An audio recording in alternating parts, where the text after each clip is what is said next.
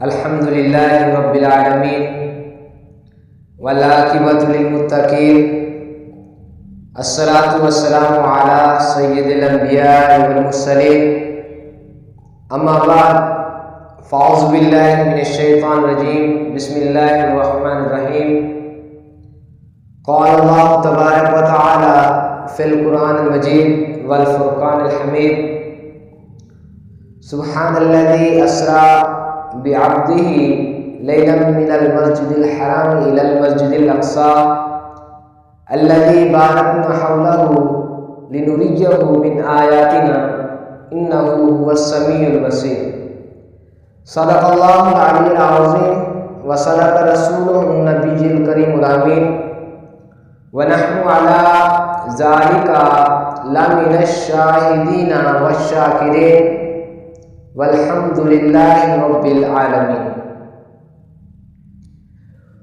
ذکر خدا کرے ذکر مصطفیٰ نہ کرے، منہ میں ہو ایسی زبان خدا نہ کرے۔ در رسول پہ کوئی ایسا دیکھا نہیں کہ وہ مانگے اور وہ عطا نہ کرے۔ الصلاۃ والسلام علیک یا سیدی یا رسول اللہ، الصلاۃ والسلام علیک یا سیدی یا حبیب اللہ، الصلاۃ والسلام علیک یا نبی اللہ وعلی آلک واصحابک یا رحمۃ للعالمین۔ واجب القدر، واجب الاحترام، معزز بزرگوں، بھائیوں، دوستو، السلام علیکم ورحمۃ اللہ وبرکاتہ۔ آپ کے سامنے ایک آیت مبارکہ تلاوت پیش کی، اس کا ترجمہ بیان کرتا چلوں۔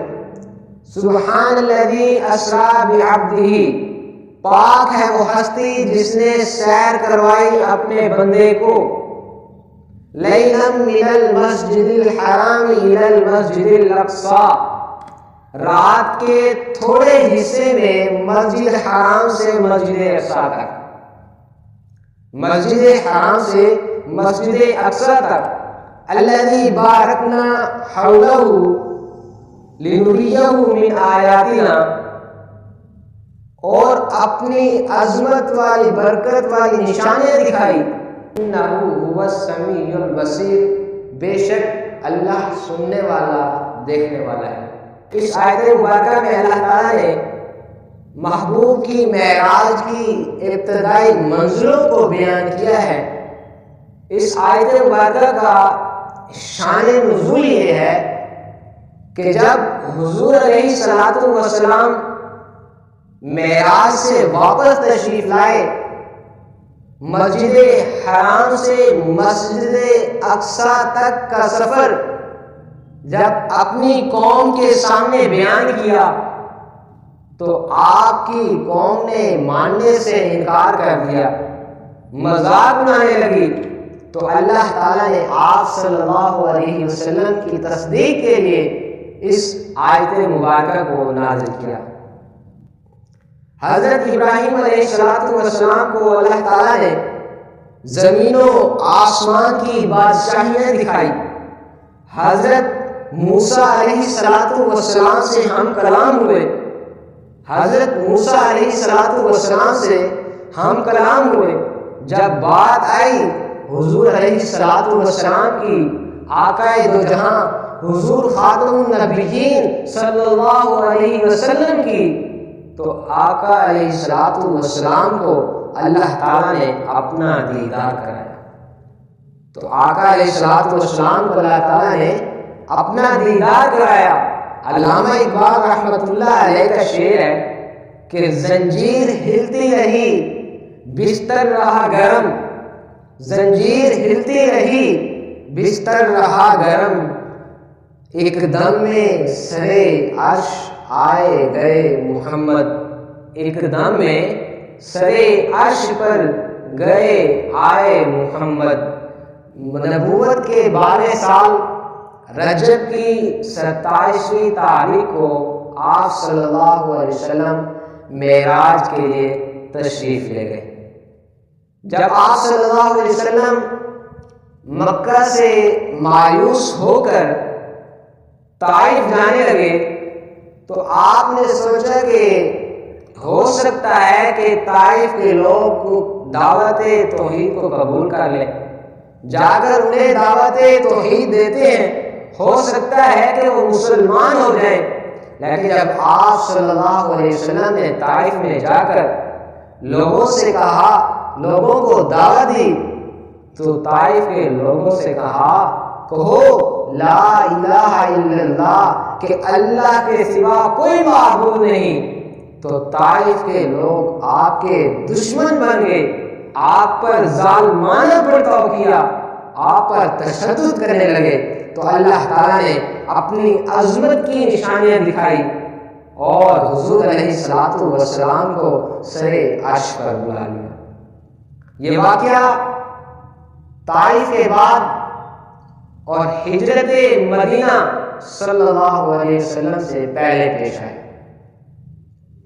کچھ لوگ اعتراض کرتے ہیں کہ حضور علیہ الصلوۃ والسلام آسمان پر کیسے جا سکتے ہیں اور آسمان سے زمین پر کیسے واپس آ سکتے ہیں؟ تو میں ان کو کہنا چاہوں گا کہ کیا آپ نے قرآن مجید نہیں پڑھا؟ قرآن مجید میں جب حضرت آدم علیہ السلام کو اللہ تعالیٰ نے حکم فرمایا کہ جاؤ تم اور تمہاری بیوی جنت میں داخل ہو جاؤ، کھاؤ پیو، لیکن اس دانے کے قریب نہ جانا، لیکن اس دانے کے قریب نہ جانا ورنہ ہاتھ سے بڑھ جانے والوں میں سے ہو جاؤ گے۔ تو حضرت آدم علیہ السلام کو شیطان نے لغزش دی، حضرت آدم علیہ السلام نے دانا کھا لیا، تو اللہ تعالیٰ نے کیا ارشاد فرمایا؟ قُلْنَا اهْبِطُوا مِنْهَا جَمِيعًا، کہ اتر جاؤ تم سب کے سب۔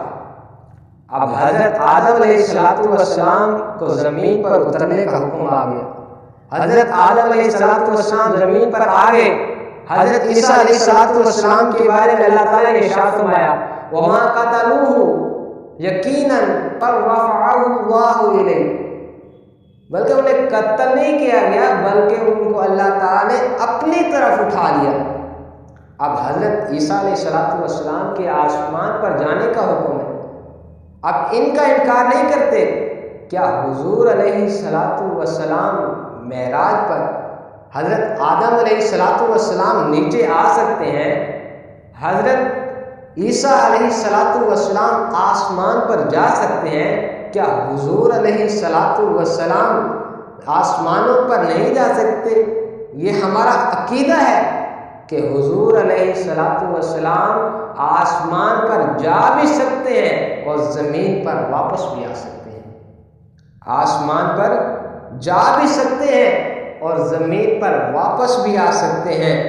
معراج شریف کی اس رات کو حضور علیہ السلام اپنی چچا زاد بہن حضرت ام ہانی، حضرت علی المرتضیٰ شیر خدا کی بہن، حضرت ابو طالب کی بیٹی، حضرت ابو طالب کی بیٹی ہیں جن کا گھر حتیم کعبہ کے قریب تھا، حتیم کعبہ کے قریب تھا۔